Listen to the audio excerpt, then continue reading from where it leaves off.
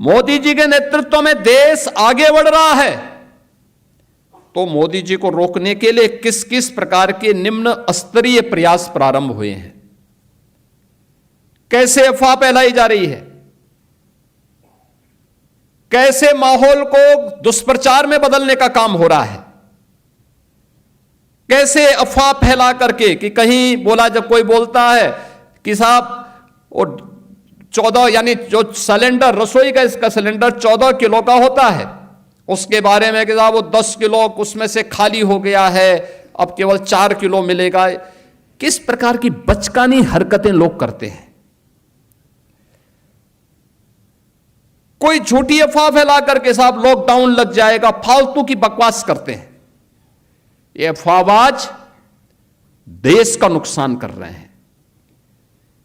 जनता के कार्य में जहां किसी भी प्रकार का कोई डिस्टरबेंस नहीं, सब कुछ स्मूथ चल रहा है, हर एक को दिया जा रहा है, लेकिन चैलेंज केवल भारत के पास नहीं, दुनिया के पास ये चैलेंज है। तो दुनिया के उस चैलेंज को आज के दिन पे कोई ऐसा तो है नहीं कि हम नहीं समझ पा रहे हैं कि खाड़ी में क्या हो रहा है, यूरोप में क्या हो रहा है, यूएस में क्या हो रहा है, हर एक व्यक्ति को मालूम है। तो उस चैलेंज को देखते हुए हमारा राष्ट्रीय कर्तव्य बनता है कि हम भी इस समय किसी अफवाह पे ध्यान देने की बजाय हम भी देश के अंदर देश की लीडरशिप के द्वारा जो मार्गदर्शन दिया जाता है हम भी उसका पालन करें, अफवाह में न पड़े। भाई अगर रसोई गैस का सिलेंडर 25 दिन चलना है घर में, कि हम 7वें दिन लाइन लगाने के लिए क्यों खड़े हो जा रहे हैं?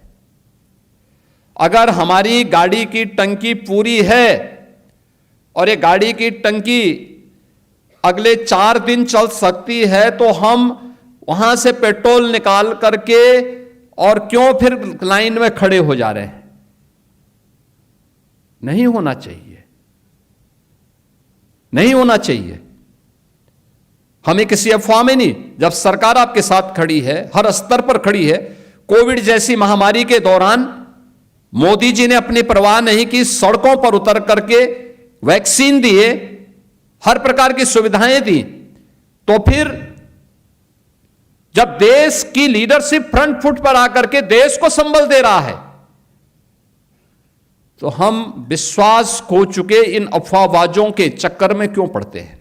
एकदम नहीं पड़ना चाहिए, किसी को नहीं पड़ना चाहिए। और मेरी अपील होगी पूरे प्रदेशवासियों से, इन अफवाहबाजों से जो हमेशा समाज का और देश की अपूर्णीय क्षति करने पर उतारू होते हैं, इनसे हमें सावधान और सतर्क होकर के हमेशा सतर्क होना होगा।